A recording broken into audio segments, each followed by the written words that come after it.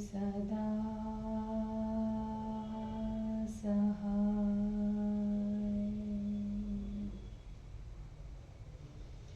जय गुरुजी। अथ श्री शिव महापुराण द्वितीय रुद्र संहिता तृतीय पार्वती खंड अथ पंचपंचाशो अध्यायः। ब्रह्म उवाच अथ सा ब्राह्मणी देव्ये शिक्षयित्वा व्रतज्वतत प्रोवाच मोना मामन्त्र्य यात्रामस्याश्वकारय तथास्त्विति च सम्प्रोच्य प्रेमवश्या बभूवसा धृतिं धृत्वा हुयकालिं विश्लेषविरहाकुला अत्युच्चे रोदनं चक्रे संश्लेष्य च पुनः पुनः पार्वत्यपि रुरोदोश्चैरुच्चरन्ति कृपावचः शैलप्रिया शिवा चापि मुच्छर्माप शुचार्दिता मुच्छं प्रापुर्देवपत्न्यः पार्वत्या रोदनेन च सर्वाश्च रुरुदुर्नार्यः सर्वमासीदचेतनं स्वयं रोदयोगीशो गच्छन् कोऽन्यः परः प्रभुः एतस्मिन्नन्तरे शीघ्र माजगाम हिमालयः स सर्वतनयैस्तत्र सचिवेश्वः द्विजे परे स्वयं रुरोदमोहेन वत्सं कृत्वा स्ववक्षसि क यासीत्येवमुच्चार्य शून्यं कृत्वा मुहुर्मुहुः ततः पुरोहितो विप्रेर्ध्यात्मविद्यया सुखम् सर्वान् प्रबोधयामास कृपया ज्ञानवत्तरः ननाम पार्वती भक्त्या मातरं पितरं गुरुं महामाया भवाचारात् रुरोदोर्चैर्मुहुर्मुहुः पार्वत्या रोदनेनैव रुरुदु सर्वयोषितः नितरां जाननी मेना यामयो भ्रातरस्तथा पुनः पुनः शिवा माता यामयोन्याश्च योषितः भ्रातरो जनकः प्रेम्णा रुरुदुर्बद्धसौहृदः तदा विप्राः समागत्य बोधयामासुरादरात् लग्नं निवेदयामासुर्यत्रायाः सुखदं परं ततो हिमालयो मेनां धृत्वा धैर्यविवेकतः शिबिकामानयामास शिवारोहणहेतवे शिवामारोहयामासुस्तत्र विप्राङ्गनाश्च ताम् आशिषं प्रददुः सर्वाः पिता माता द्विजास्तथा महाराज्ञो युपचारांश्च ददो मेनागिरिस्तथा नानाद्रव्यसमूहं च परेषां दुर्लभं शुभं शिवा नत्वा गुरून् सर्वान् जनकं जननीं तथा द्विजान् पुरोहितं यामिस्त्रीस्तस्थान्या ययो मुने हिमाचलोऽपि ससुतो गच्छन्स्नेह वशो बुधः प्राप्तस्तत्र प्रभुर्यत्र सामरः प्रीतिमावहन् प्रीत्याभिरे मिरे सर्वे महोत्सवपुरःसरं प्रभुं प्रणेमुस्ते भक्त्या प्रशंसन्तो विशन्पुरीं जातिस्मरां स्मारयामि नित्यं स्मरसि चेद्वद लीलया त्वाश्च देवेशि सदा प्राणप्रिया मम ब्रह्म उवाच इत्याकर्ण्य महेशस्य स्वनाथस्याथ पार्वती शङ्करस्य प्रिया नित्यं सस्मितोवाच सा सती पार्वत्युवाच सर्वस्मरामि प्राणेश मौनीभूता भवेति च प्रस्तावोचित्तमद्धाशु कार्यकुरु नमोऽस्तु ते ब्रह्म उवाच इत्याकर्ण्य प्रिया वाक्यं सुधाधारा शतोपमम् मुमुदेतीव विश्वेशो लौकिकाचार तत्परः शिवः सम्भृतस्माभारो नानावस्तु मनोहरं भोजयामास देवांश्च नारायण पुरोगमान् तथान्यान्निखिलान् प्रीत्या स्वविवाह समागतान् भोजयामास सुरसमन्नं बहुविधं प्रभुः ततो भुक्त्वा च ते देवा नानारत्नविभूषिताः सस्त्रीकाः सगणाः सर्वे प्रणेमुञ्चन्द्रशेखरं संस्तुत्य वाग्भिरिष्टाभिः परिक्रम्य मुदान्विताः प्रशंसन्तो विवाहश्च स्वधामानि ययुस्ततः नारायणं मुने मां च प्रणनाम शिवः स्वयं लौकिकाचारमाश्रित्य यथा विष्णुष्वकश्यपं मया श्लिष्या शिषन्दन्त्वा शिवस्य पुनरग्रतः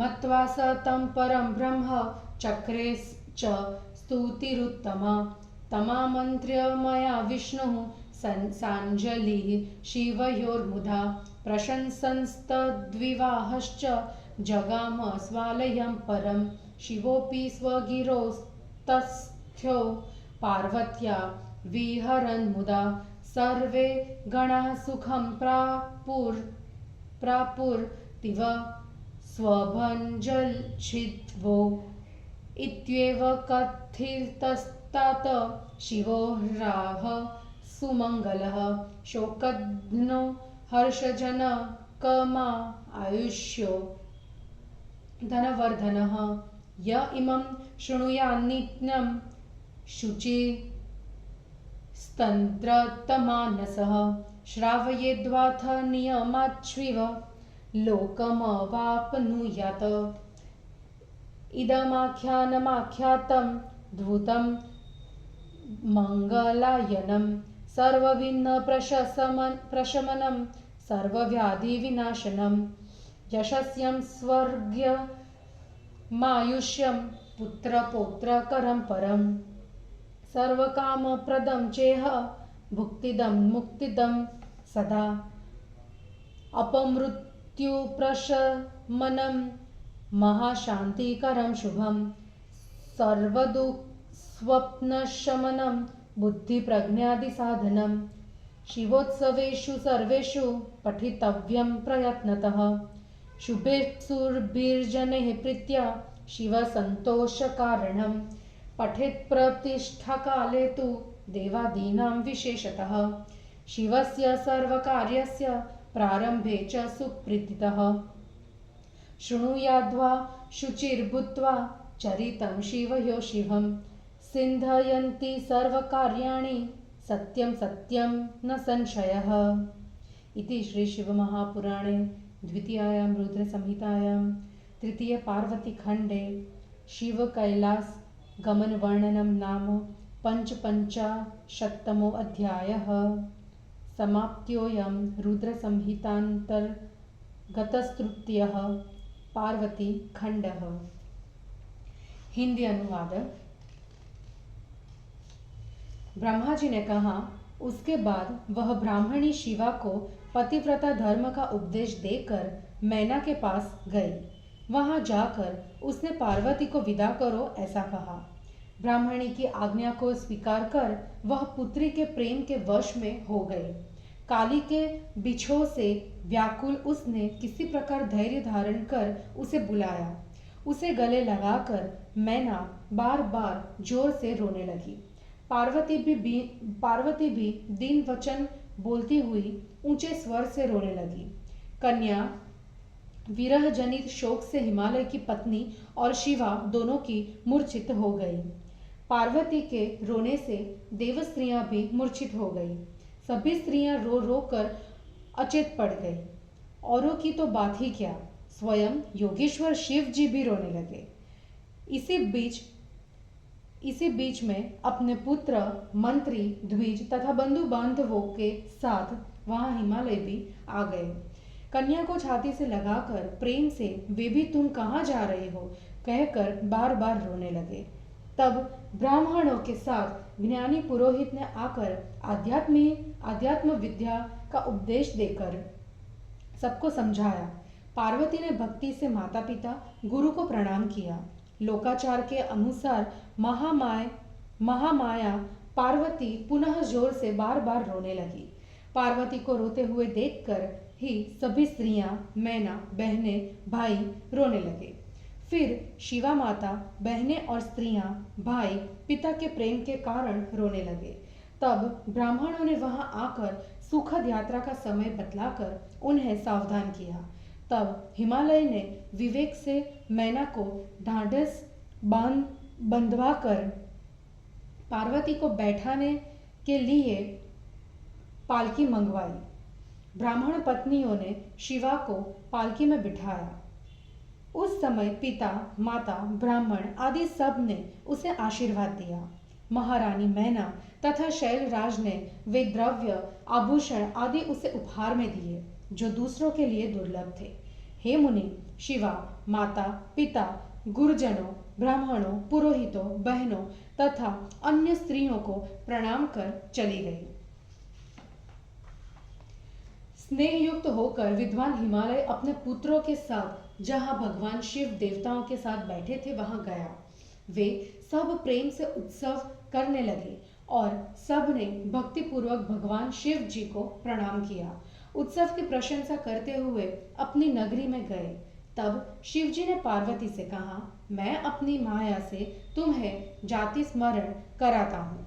यदि तुम्हें मालूम हो तो बोलो, तुम तो सदा मेरी प्राण प्रिया रही हो।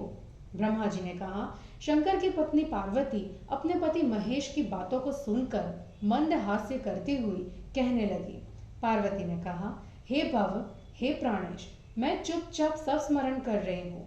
नियमानुसार आपका जो कर्तव्य है उसे शीघ्र पूर्ण कराइए। आपको प्रणाम है। ब्रह्मा जी ने कहा, इस प्रकार अमृत की धारा के समान पार्वती के वचन को सुनकर लौकिक व्यवहार में तत्पर शिव जी अत्यंत प्रसन्न हुए। समस्त सामग्री को तैयार कराकर शिव जी ने अनेक प्रकार के मनोहर भक्ष्य भोज्य नारायण आदि देवताओं को खिलाए।